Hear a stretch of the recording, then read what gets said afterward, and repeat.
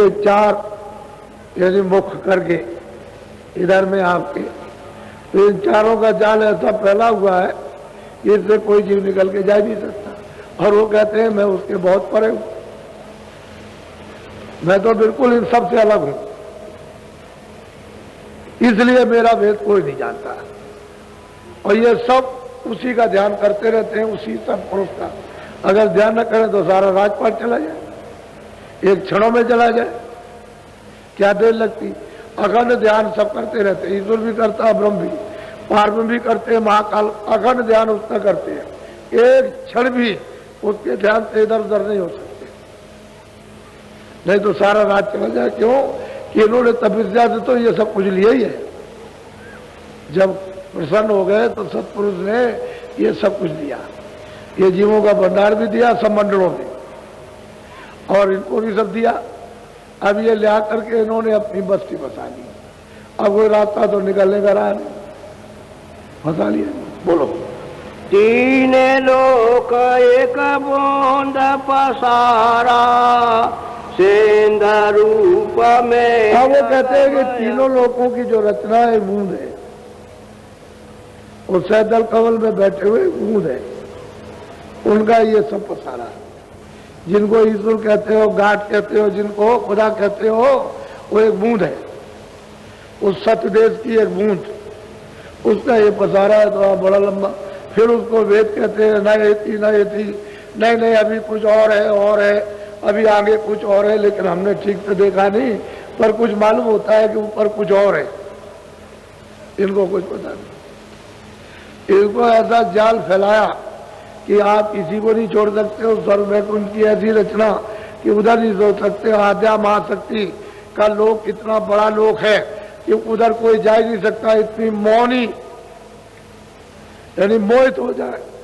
बड़े बड़े वहां तपस्वी, बड़े बड़े ज्ञानी और ध्यानी हार करके चले गए, उधर जा ही नहीं सकते, इतना मोहित रूप है। जब यही किसी स्त्री को देख लो, बच्ची को, तो आप मोहित हो जाते हो, इसी नहीं छोड़ते हो, उसके पीछे आपका तन चला। उधर तो इतनी मोहनी मूर्त कि वहां तो सबका हरण हो जाएगा, कोई बचने वाला नहीं।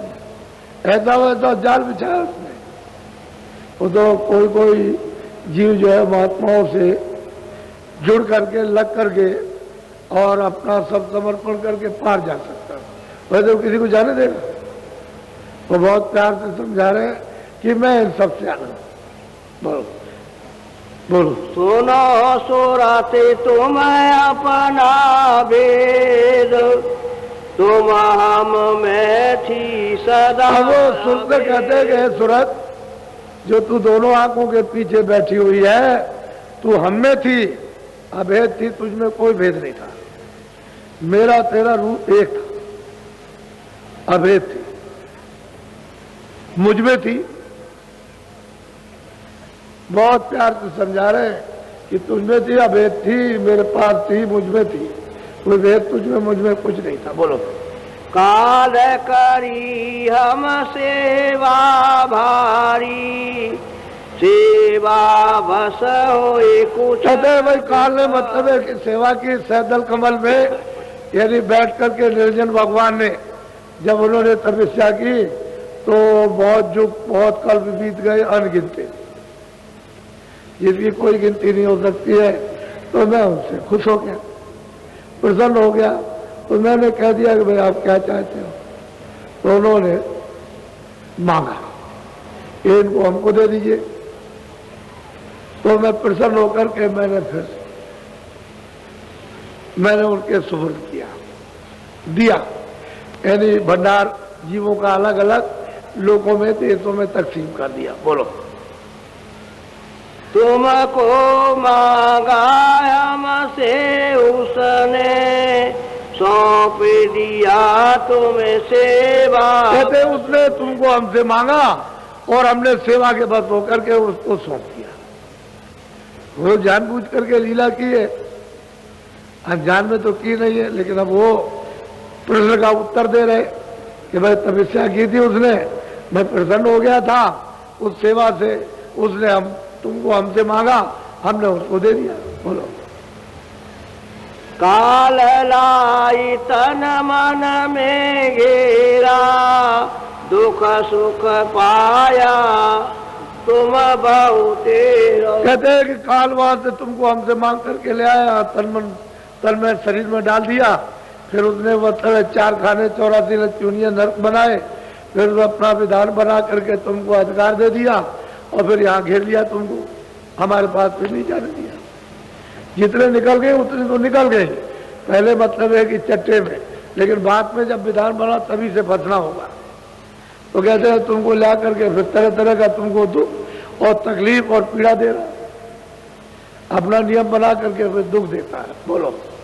दुख में देखा तुमको जब ही दया उठी हम आए। कहते हैं कि जब हमने तुमको दुख में देखा, क्योंकि गोपनीय संत तो यहाँ हमेशा रहते हैं, वो यहाँ वहाँ खबर देते रहते हैं बराबर नित्य, उनको तो कभी कोई जान ही नहीं सकता, वो सदा या पृथ्वी में रहते हैं मनुष्य रूपी मंदिर में। हमें तो रोज आएंगे जाएंगे उस मालिक के पास, सब मंडलों पर, कोई मंडल छोड़ेंगे नहीं, सब जाएंगे, तो वो सब खबर देते हैं। तो हमको उन्होंने सूचना दी कि वहाँ जीव बहुत तकलीफ में, बड़ी यात्रा बड़ी वेदना दी जा रही, सब रो रहे, सब चिल्ला रहे। तो जब हमको तुमको तकलीफ में देखा तो मैं तुम्हें अब चिताने के लिए आ गया कि भाई ये तो देश तुम्हारा नहीं है, ये परदेश है और यहाँ तुम्हारा कोई कुछ नहीं है, तुम चलो हमारे साथ, हम तुमको ले चले और तुम्हारे घर में पहुंचा दे तुमको, चलो हमारे साथ। बोलो। आई किया हम शब्द उपदेशा शब्द माए तुम करो। अब वो कहते हैं कि सूरत देख मैं तुझे ले चलूंगा, लेकिन कैसे ले चलूंगा कि मैंने जहाज लगा रखा है, एक नौका लगा रखी है नाम की शब्द, तुम उस पर सवार हो जाओ, चलो हम ले चलो, तुम्हारी पूरी मदद करेंगे, ले चलेंगे, तुमको डरने की क्या जरूरत, मेरे साथ करो, कहीं कोई कुछ नहीं कर सकता, तुम चलो। कहते हैं मैंने फिर शब्द का नाम का उपदेश किया कि घाट पर मतलब यह है कि वो नौका लगी हुई है, तुम इधर से घूम करके और यहाँ आ जाओ, और सामने ही नौका है नाम की, लेकिन उस पर सवार हो जाओ, यहाँ से चल पड़ो। वो तो जैसे स्टेशन से गाड़ी छूटी बदले सही है, तुम बैठे हो गाड़ी छूटी, वो तो शब्द है, वो तो ऐसे आता और जाता है, ऐसे आता जाता, बस बैठ जाओ बस ले जाए होगा। तो मेरे कहते हैं कि शब्द का आकर के मतलब उपदेश किया, इस पर बैठो और चलो घर में, क्योंकि तुम्हारे प्रति दया आ गई, तुमको बहुत तकलीफ है, बहुत परेशानी है, बहुत पीड़ा है, बताए जाते हो, मारे जाते हो, कोई सुनने वाला नहीं है, तो तुम्हारी दया उससे मैं दिलवित हो गया। बोलो।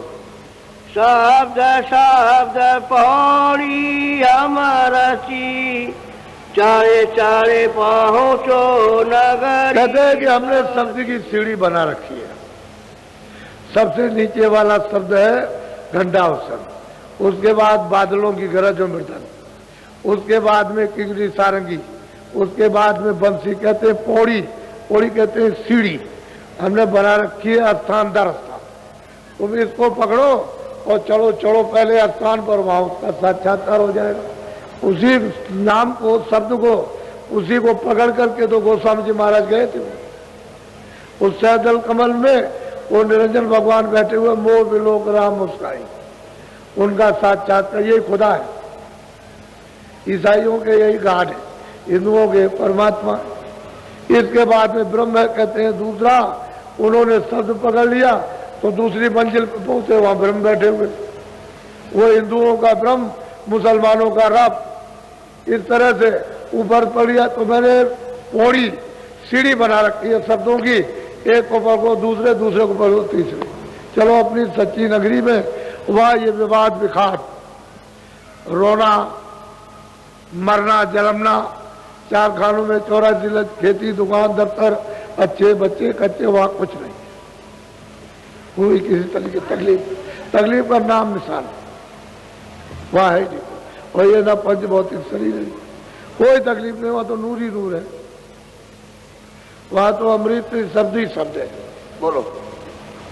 गोंद देश को छोड़ो अबई सेंद देश चले खुए। अब कहते हैं कि बूंद देश की रचना है, एक बूंदी बूंद आई वहां से और उसने इतनी ये रचना कर दी, इसको आप बहुत और वहां जो है सिंध है, अपार है, अगम है, उसको आप जानते नहीं। चलो तुम जल्दी से बूंद देश को छोड़ दो, यहाँ तो ये तुम्हारा कुछ नहीं है, चलो अपने सिंध देश में चलो आराम से अचल रहना, फिर तुमको वहां से कोई कभी नहीं निकाल सकता।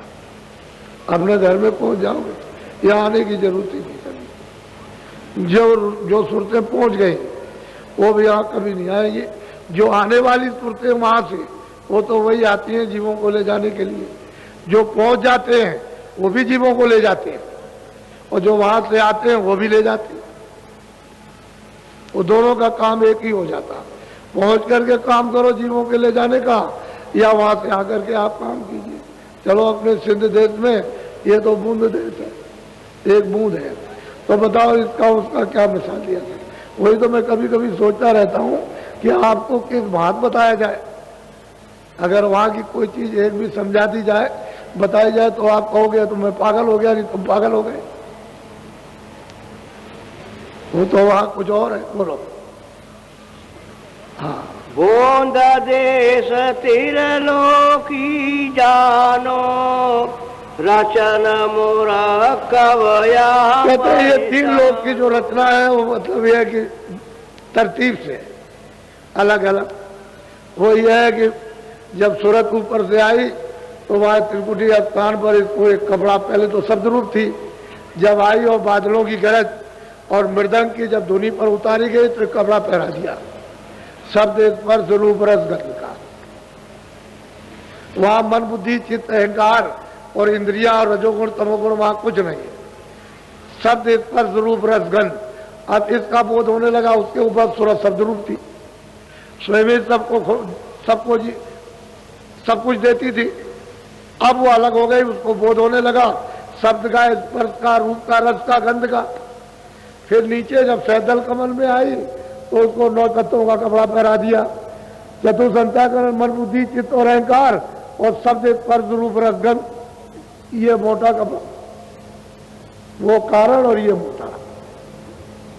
नीचे उतारी जब स्वर्ग वैकुंठ में तो 17 तत्वों का कपड़ा पहरा दिया, 10 इंद्रिया, चतुर्संत्याकरण, मन बुद्धि चित्त और अहंकार और रजोगुण तमोगुण सतोगुण।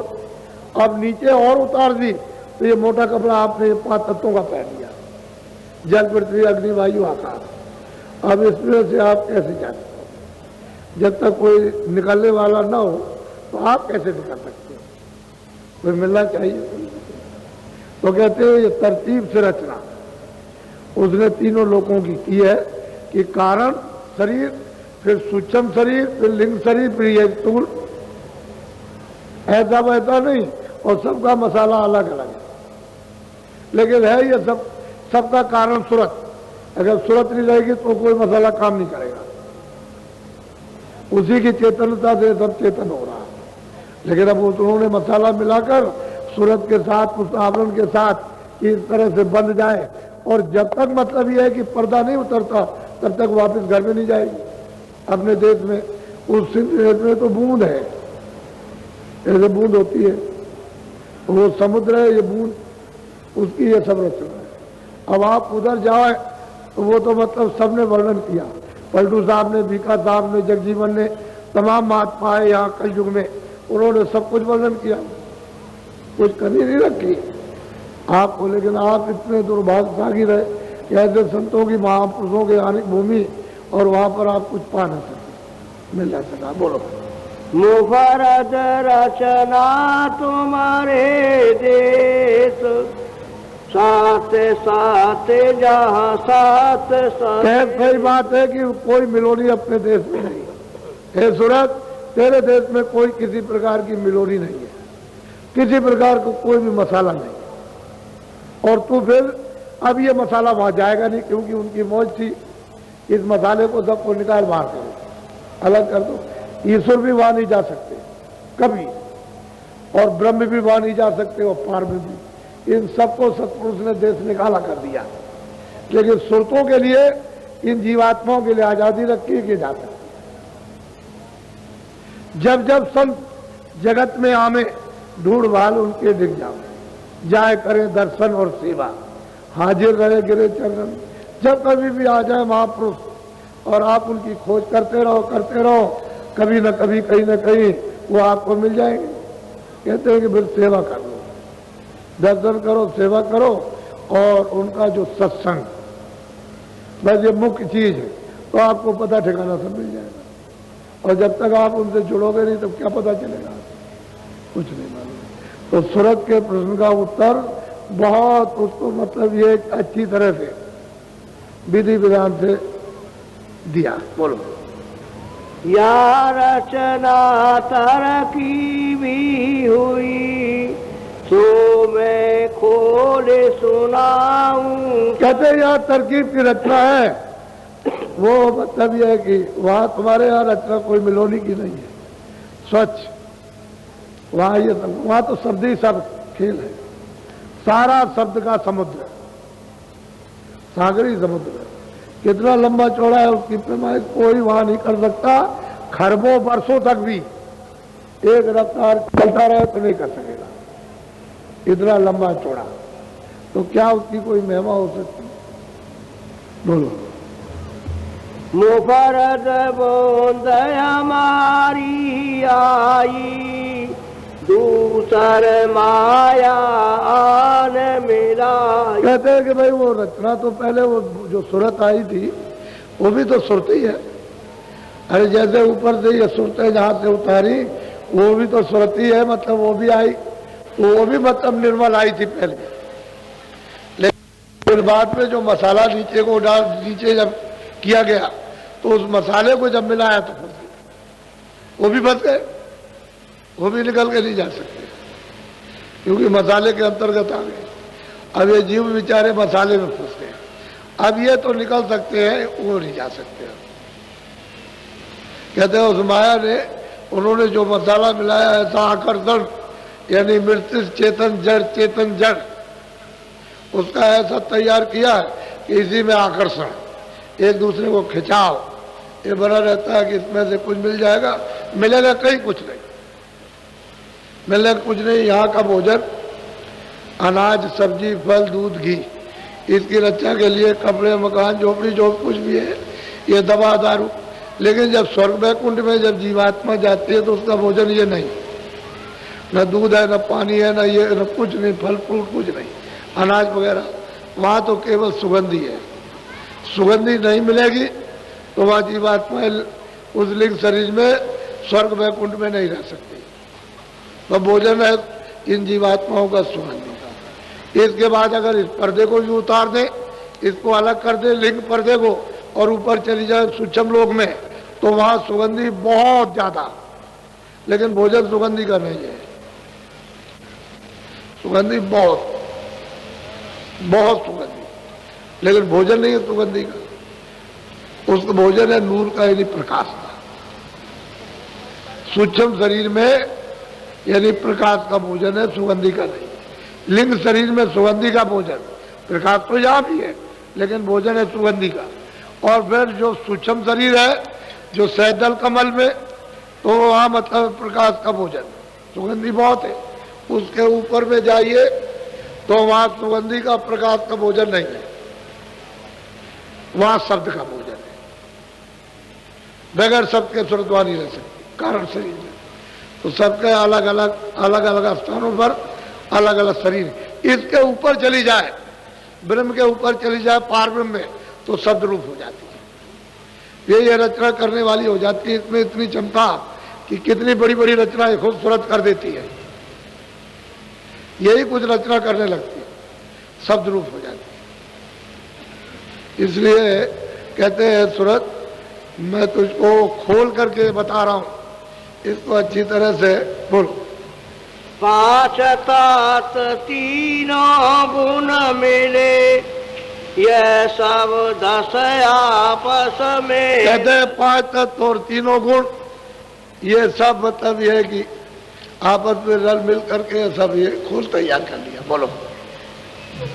रल मिल कर इन रचना ठानी, तीन लोक और चारों बस कहते हैं कि भाई इन पांच मिला करके इन तत्वों को और फिर रचना मसाला तैयार कर लिया। फिर इन्होंने ये तीन लोग और मतलब ये कि मृतलोक और चारों खानी और ये नरक गरक सब तैयार कर दिए, क्योंकि वो तो तपस्या करके ले आए थे।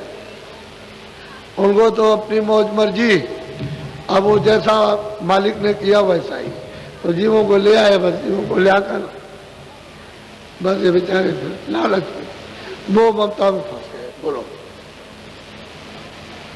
जहाँ मिलो नीता विचार, जहाँ एक एक में कहा विचार। कहते हैं कि जहाँ माया की मिलोनी है वहाँ तो विचार होता ही है, लेकिन जहाँ माया पर्दा नहीं है वहाँ तो कोई विचार नहीं, वहाँ तो एक ही है। बोलो, हमारे देश एक सतनाम, वहाँ विचार का कुछ अब वो कहते हैं नहीं सूरत काम। तू अपने देश में चल, वहाँ तो एक ही है, वहाँ विचार विचार वहाँ कुछ नहीं है, विचार सब खत्म हो जाते हैं, सूरत शब्द रूप हो जाती है। वो शब्द समुद्र में जाए सिरा शब्द है उस सिंध में, उसमें जाकर वो शब्द रूप हो जाती है। यही बूंद उसमें सिंध हो गई, उसी में मिल गई।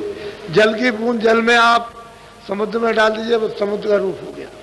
यही सूरज जब जाकर उसमें जब गिरती है तो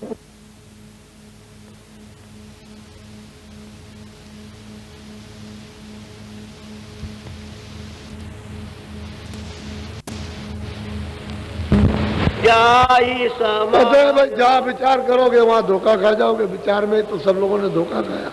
तेरी साधना ये, तेरी उपासना ये, तेरी उपासना ये, तेरी उपासना ये, उसमें विचार करने लगे, धोखा खा गए। अरे रास्ता तो एक ही था, उसी शब्द से उतारे गए थे और शब्द छूट गया थे, भटक गए। अब वही एक ही शब्द है, वो तो पौड़ी है, एक ही आने की और एक ही जाने की। उतर के तो आ गए लेकिन सीढ़ी भूल गए, अब रास्ता नहीं। नाम का शब्द का रास्ता चढ़ के कैसे जाओगे? दूसरा कोई रास्ता ही नहीं, गैल तो एक ही है।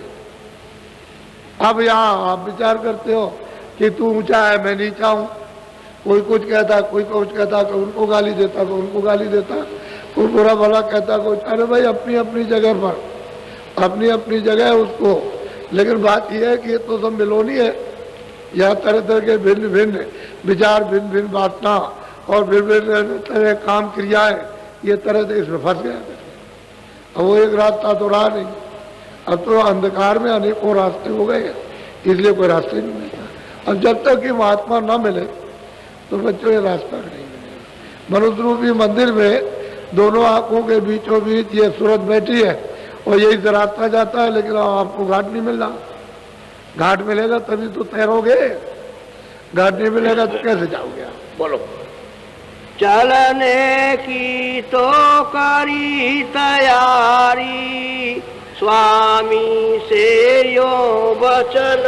और वो सूरत कहते हैं कि स्वामी अब मैं समझ गया, मेरा भ्रम चला गया, कोई किसी तरह नहीं। अब तो यह है कि मुझे ले चलिए आप, और पहुंच तो गई है, ये पहुंचने ही वाली प्रश्न कर रही, लेकिन आपको बता रही अब तैयारी चलने की तैयारी कि अब ले चलिए। बोलो, संशय एक उठा मोई भारी, सो निर्वार करो विस्तार। कहते हैं कि और कुछ संशय है जीवों के लिए, कुछ उसका भी निवारण कर दीजिए, क्योंकि वो तो बहुत जरूरी है। जीवों के हित में कोई चीज आ जाए तो फिर कब प्रश्न करेंगे? बोलो, सेवा बस तुम काल को सौंप दिया जब मोई। अब सूरत कहती है कि स्वामी आपने सेवा के बस प्रसन्न होकर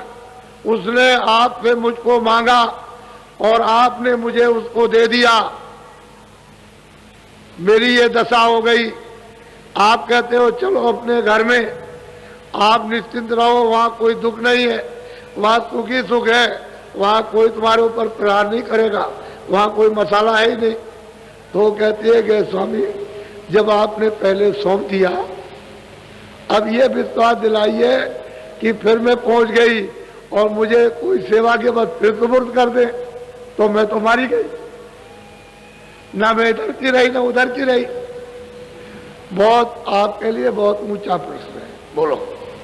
तो अब कौन भरोसा है फिर भी ऐसा। तो बहुत प्यार से कहते हैं स्वामी जी अब क्या भरोसा किया जाए, क्योंकि आपने सेवा के बस हमको दे दिया, और आप अगर हमको वहां चले गए और फिर कभी ऐसा हो कि आप कोई सेवा करें और फिर उसको प्रसन्न होकर दे दे, तो ये सन से एक बड़ा भारी है जीवों के लिए, तो इसका निवारण कर दीजिए, बोलो। तब स्वामी हंस कर यो बोले, कहूँ वचन में तुमसे। बहुत प्यार से कहते हैं कि सूरत बहुत प्रसन्न होकर के तूने बहुत अच्छा पूछा और मैं तुझे वचन देता हूँ, उसको तू सुन ले, बोलो। जाने बूझे हम लीला ठानी, मौज हमारी हुई सोने। अब वही अनामी पुरुष कहते हैं कि हमने तुरंत जानबूझ करके लीला हमने ठानी है, हमारी ऐसी मौज थी, तब हमने ये लीला की। हमने अगम पुरुष प्रगटाए, अलग पुरुष प्रगटाए, सब पुरुष को स्थापित किया। उन तीनों देशों में मेरा ही रूप है, और जो भी उन तीनों देशों में पहुंच जाएगा मेरे पास आ जाएगा। मैं अनाम अलग, मेरा अनामी धाम अलग, उनमें नहीं है, न आगम लोक में, न अलग लोक में, न सतलोक में, मैं उन सब, लेकिन तीनों में मेरा रूप है। यहाँ तक मुझको निज कर जानो, मैं यहाँ रहता हूँ, जो यहाँ तुरंत आ जाएगी वो मेरे पास आ जाएगी, बोलो। काल रचा हम समझ बूझ के, बिना काल नहीं खौफ। अब वो कहते हैं भाई काल को हमने अपने से अलग किया तो समझ बूझ के किया, ऐसे नहीं हमने रचना करी, हम समझ बूझ करके की है कि काल अगर रचा है तो समझ बूझ के रखा। और जीवों को तो जब कदर होगी, जब खौफ हो, डर हो गए हो, तो रचना करना था, उनकी मौज मर्जी थी, अब उसके लिए कोई क्या कर सकता। सब तो सामर्थ्य, वो सामर्थ्य उनके लिए, उनके उससे तो कांपते सब, ईश्वर ब्रह्म थर थर कांपते, इतना जीव नहीं कांपता जितना ये कांपते, ऐसे ऐसे कांपते। उस सत्पुरुष से सब थर्राते, क्योंकि पता नहीं क्या क्षणों में कर दे, क्या मौज उसकी उठ जाए, ये कुछ नहीं मालूम। जा बोलो। कदर जाल नहीं बिना काल के, मौज उठी तब असदया। कहते हैं कि जब ऐसे कदर जो है वो काल के बिना, यानी जीवों को दयाल की कदर नहीं होती है, तो ऐसी मौज उठी थी, इसलिए रचना रची है। अब आगे वो कहते हैं, इसको सुनाते हैं, बोलो। दिया निकाल काल को वासे, दखल काल अब कभी न। अब वो कहते हैं सूरत सतलोक से काल को निकाल दिया, अब वो यहाँ कभी नहीं आएगा, उसका यहाँ दखल नहीं होगा। वो तो निकाल दिया, वो मसाला लौट के वापस नहीं, उसको निकाल दिया, अभी वहीं से। बोलो। मैं समर्थ हूँ सब विधि जाने, वचन मोर तूने। अब उन्होंने अंतिम फैसला कर दिया कि सूरत में समर्थ हूँ, मुझे तू सब प्रकार से जान, चल मेरे साथ कर, कोई रास्ते में कुछ नहीं करेगा, चल मेरे साथ में, मैं तुझे ले चलूंगा। हालांकि पहुंचा तो इन्होंने पहले ही दिया, वो गोस्वामी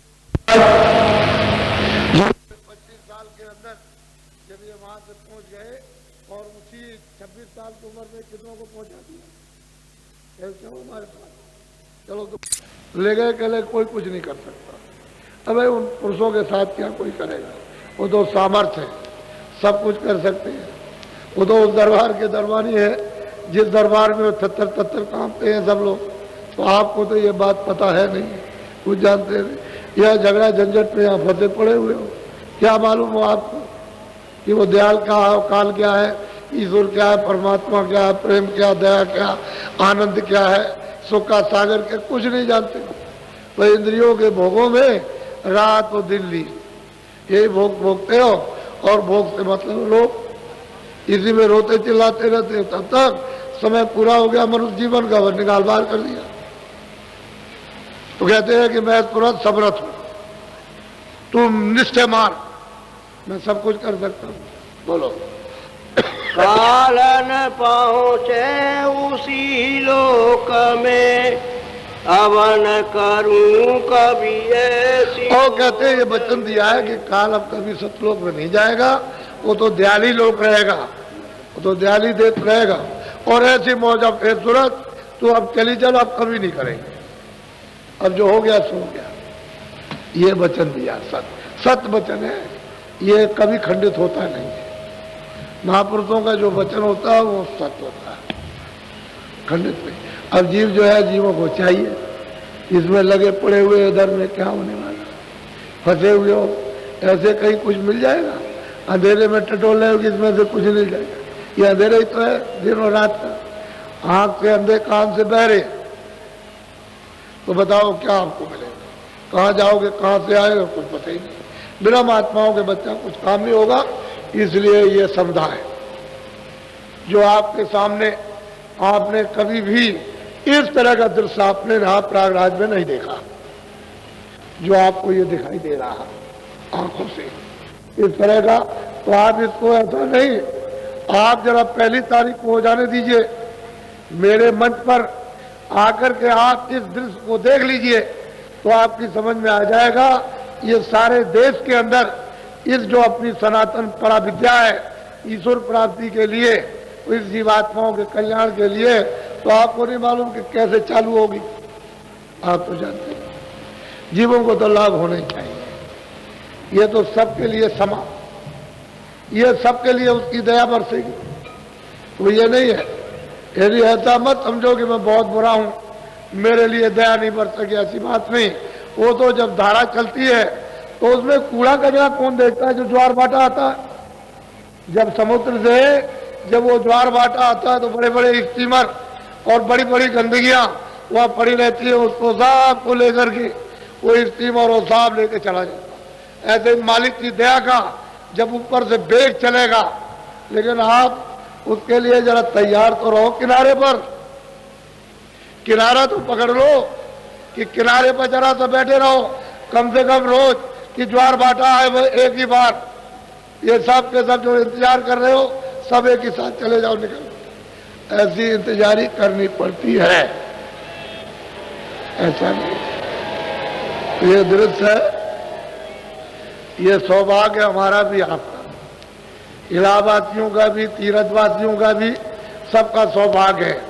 ऐसा नहीं किसी एक का हो, सभी का, जितने भी यहाँ रहते हैं सबका अहोभाग्य। और ये ऐसा सुजोग ऐसा 100 वर्षों में नहीं पड़ा। और ये कोई भी मल्लाह या कोई भी हमारे ब्राह्मण पंडा ये समझते हो कि बाबा जी कोई कब्जा करने आए, तो हमारा ये काम नहीं है।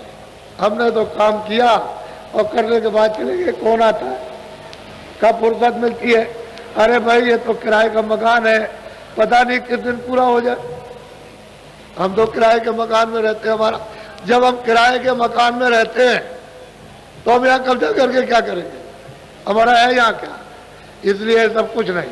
अरे काम के लिए है, इसमें तो सबका लाभ है, आध्यात्मिक दृष्टि से लाभ, शारीरिक दृष्टि से लाभ, तो जीवात्माओं के लिए, तो सब तरह से, परिवार, बच्चों के, सबके लिए, देश के लिए, आप मतलब ये अपने सुख के लिए, शांति के लिए, सबके लिए, सबका लाभ। इसमें किसी एक व्यक्ति विशेष की बात। तो ये है पराविद्या हमारी सनातन है, ये अनादि काल की, और अनादि काल की विद्या जिसको हमने छोड़ दिया उसके बगैर हम सब लोग दुखी परेशान हैं। तो उसी विद्या का रास्ता पकड़ लो, सीधे ऊपर की तरफ तो चलो, तुम स्वर्ग ही में रहो, चलो तुम बैकुंठ में रहो चल के, लेकिन रास्ता तो एक ही जाने का।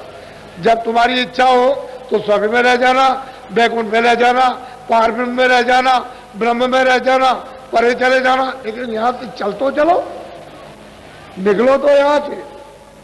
लेकिन आप यहाँ से निकलो, अंधेरे में पड़े रहोगे तो बच्चा, तब तो आपको कोई सुख नहीं मिलेगा। ये सब चीजें अपनी अपनी जगह पर सत्य है, जो जिसकी जगह अपनी जगह बिल्कुल निश्चित है, इसलिए आप उसको अदल बदल नहीं सकते हो। और महात्माओं ने किसी को बुरा नहीं कहा, सबको अपनी अपनी जगह की स्थापना और खुद पूजा की और खुद आपसे कराई और करा करके सीधे ले चले, तभी तो कोई आदमी छेड़ता छाड़ता नहीं है। अरे जिसके राज में रहोगे उसके अनुकूल चलोगे, खुश हो जाएगा। अब गोस्वामी जी महाराज कहते हैं कि मोह बिलो को राम मुस्काई, कहते हैं मैं उसके अनुकूल रहा तो मुझे देख करके, मैं उनको देख करके वो प्रसन्न हो गए। कहा अच्छा तुम चले जाओ, आगे निकल जाओ। तो तभी तो आगे रास्ता दे दिया, जब रास्ता दे दिया तो आगे चल दिए। उस पार जब गए तब देखते हैं जा करके तो उधर के लोग भी खुश हो गए कि नहीं तुम आगे चले जाओ, प्रसन्न हो गए। तो फिर वो आगे चले गए, उन्होंने किसको बुरा कहा? महात्मा कभी ऐसा काम नहीं करते, किसी को बुरा नहीं करते, सबको अपनी अपनी जगह पर यथाउचित जो गुण अवगुण है उसको बता देते हैं, ये गुण है ये अवगुण, ये अच्छा है, ये हर जगह पर। ये आपका घर है या नहीं है, प्रदेश है या इतने दिन का, ये सब बता देंगे आपको। अब वो तो आपकी इच्छा के ऊपर है, क्योंकि आप ही की इच्छा पर तो सब कुछ रखा गया। इच्छा हो जाए तो चलो चलो, इच्छा हो जाए पड़े रहो, कोई क्या है। अच्छा बोलो जय गुरुदेव। देखो नर नारी, ये हमारे कर्मचारी अधिकारी हर विभाग के, मेरी बात को सुन लो, मेरी अपील है, प्रार्थना है। आप अभी गंगा स्नान करने जाओगे, हमारे सुरक्षा के वो मतलब ये है कि गोताखोर या मतलब ये हमारे पुलिस के छोटे बड़े कर्मचारी अधिकारी, या मतलब ये है कि जो इंतजाम अलग अलग विभागों में करते हैं, या हमारे वो है मेला प्रभारी, यानी मतलब ये है कि इंचार्ज, जो मेले के जब तक मेला तब तक सबका एक दूसरे सहयोग दो, सद्भावना के साथ आपको ये भी फल मिले और वो भी फल मिले। ये कार्यक्रम इस प्रकार का हो रहा कि ये कोशिश की जा रही कि किसी को कष्ट ना हो, किसी को तकलीफ ना हो, इससे असुविधा पैदा ना हो। आपसे ज्यादा हमको, जो इतने आदमियों को इस मतलब प्रयाग त्रिवेणी संगम पर ले आया, उसको आपसे ज्यादा चिंता है, ज्यादा फिक्र है। ये आप मत समझिए कि मतलब एक, और हम सबसे छोटे, हमें कोई किसी प्रकार का हम समाज का गरुड़ गुमान नहीं। हम जय बार चाहो तय बार आपके कदमों में सिर रखें, हम हमेशा तैयार हैं। तो इसलिए आप ये बात छोड़ दीजिए, सब सद्भाव प्रेम प्यार, क्योंकि ना आपका कोई घर है ना मेरा, ना आपको रहना ना मुझको रहना, काम अपना अपना कर लो, छोड़ो चलो, ये जगह अपनी नहीं है।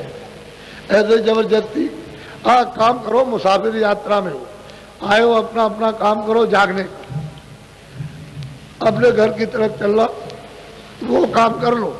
और मेल मिलाप से, यात्रा प्रेम से जब चलते हो तो पूरी हो जाती है, और प्रेम अगर खत्म हो गया, लड़ाई झगड़ा हो गया तो यात्रा रुक जाएगी, आगे नहीं जा सकोगे। तो हम लोग यात्री हैं, यात्रा के लिए आए हैं, जाना चाहते हैं, अपनी मंजिल तय करना चाहते हैं, यहाँ अटकना भटकना नहीं चाहते हैं। इसलिए जब अभी नहाने जाओगे तो ये लोग आपको इशारा करेंगे कि त्रिवेणी संगम धारा की तरफ, जहाँ गड्ढा है, जरा से अगर धारा में चले गए तो बात घुमा करके गिरेगी बालू और नीचे दबा लेगी।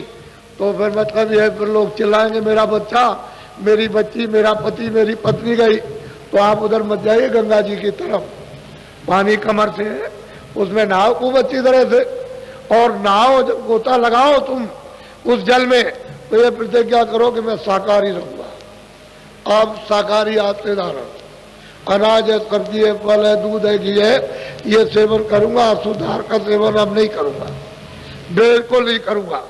तुम क्या समझते हो शुद्ध आहार क्या अंडा? कितना अशुद्ध आहार। आप जब इस खून को दूसरे खून को मिला दोगे इसमें तो ये खत्म हो जाएगा, तो तरह तरह की मनुष्य शरीर में ये बीमारियां पैदा हो जाएंगी। वही तो कारण सारे देश में अब दवा तो मिल नहीं रही है, क्योंकि तुमने इसमें अपने खून में जो मनुष्य का था, उनमें पशु का, उसमें कीड़ों का, उसमें पंछियों का, उसमें इसका, और सबका मिला लिया। अब बताओ कैसे दवा काम करे? बीमारी तो तरह तरह की। अब रोते हो, चिल्लाते हो और बाबा जी से दुआ मांगते हो। तो हम भी ये चाहते हैं तरकीब से काम हो जाए, कि पहले तो प्रतिज्ञा करो और गंगा महारानी के सामने, चाहे उनको कैसा भी समझो आप, उनके सामने कहो कि मैं आपके सामने प्रतिज्ञा करता हूं, तो जब आप उधर करोगे तो मेरे पास तुम्हारी आवाज आएगी, मैं फौरन उधर पहुंचाऊंगा, मैं आपकी तरफ से उधर पहुंचाऊंगा कि आप प्रतिज्ञा कर रहे हो, उनके ऊपर दया कीजिए, अब आपकी कृपा होनी चाहिए। मैं अनुरोध करूंगा, प्रार्थना करूंगा, आपकी तरफ से सिफारिश करूंगा, तो मेरा विश्वास है कि मेरी सिफारिश करने पर आपको आराम होगा। आपके बहुत से कष्ट जाएंगे, बहुत सी तकलीफ आपकी जाएगी, और तुम मतलब है कि इस प्रतिज्ञा को नहीं करोगे और इस पशु पंछी या कीड़ों के खून को अगर बाहर नहीं निकालोगे तो मैं कुछ नहीं कर सकता। स्पष्ट बात है। इसमें आप दोनों काम चाहो तो दोनों करा लो, और एक भी काम ना चाहो तो एक भी मत कराओ, तो तरकीब से काम होगा, उपाय से। हम ये नहीं कहते हैं कि, यही कहते हैं कि जो कुछ अब शेष जीवन बचा है शाकाहारी, शाकाहारी उसका आहार करो। आप कितना अनाज खाओगे, कितना फल खाओगे, कितनी सब्जी खाओगे? अरे क्यों गंदी चीज का सेवन करते हो? शुद्ध आहार, मन बुद्धि चित्त खराब हो जाए तो आप इन कर्मचारी अधिकारियों के संकेत को जो अपना अपना कार्य कर रहे हैं उसके अनुकूल, ताकि इनकी बदनामी ना हो जाए। बस ये सब लोग सब जाने कि भाई मतलब है कि यहाँ से सब लोग सकुशल हमारे क्षेत्र से और हमारे अधीन रहते हुए सब लोग वापस हो गए, तो ये भी आपकी प्रशंसा करेंगे और आप इनकी प्रशंसा करोगे।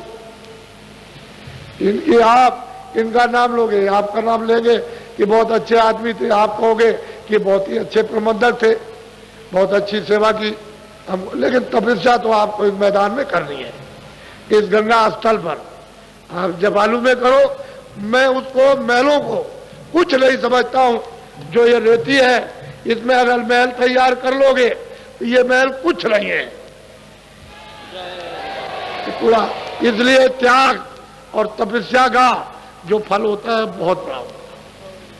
इसमें आध्यात्मिक थोड़ी सी तपस्या आप इस बालू पर रह करके कर लो, जिससे ये जीवात्मा जाएगा। बोलो जय गुरुदेव। ठहर जाओ 20 मिनट, अभी भजन पर बैठा हूँ। अभी टाइम है, समय से सुजोग है। सूरज डूबने वाला हो तब तक आप नहा सकते हो, बाद में नहीं। जैसे ही सूरज डूबे फिर नहीं नहा सकते हो। वो सब चीज का एक समय निश्चित। आप खूब दिन भर नहाओ और शाम को सत्संग में हाजिर हो जाओ 5 बजे के 10 मिनट पहले यहाँ सब बैठ जाओ आकर के, उधर नहा करके इधर बैठो और इसमें आकर के स्नान करो, ताकि जीवात्मा उसमें स्नान करे। ओ ब्रह्म गंगा ऊपर से आ रही है, धारा गिरा बाड़ी, गिरा गंगा, उसमें स्नान कराओ तो ये साफ, ये जितना भी है पूजा लदा हुआ पहाड़ों की तरह से किस तरह से साफ होता है और कैसे जलता है, ये एक अद्भुत। तो आप 20 मिनट ऐसे बैठ जाओ। कल आपको नामदान दिया है, इस पर हाथ रखना घुटनों पर ऐसे, और देखो इधर आंख बंद करना, कान। ये जीवात्मा बैठी है दोनों आंखों के बीचों बीच, इसके चारों तरफ मन बुद्धि चित्त अंदर बैठे हुए। मन को, बुद्धि को, चित्त को जीवात्मा के कान के साथ रोककर ऊंचा ध्यान देकर के ऊपर की तरफ, यानी अंदर के कानों का रास्ता अंदर से ऊंचा ध्यान देना और गौर से सुनना। बैठ जाओ आप भजन पर, आंख और कान बंद करो, बंद कर लो आंख और कान।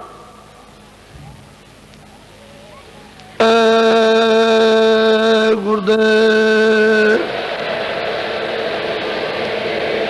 जय गुरुदेव, जय गुरुदेव नाम किसका, जय गुरुदेव नाम किसका, जय गुरुदेव नाम किसका। आप खड़े हो जाओ।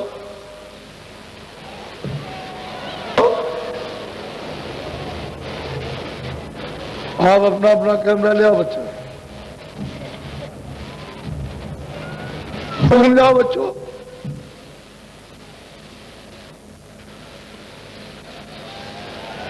कैमरा ले आओ बच्चा।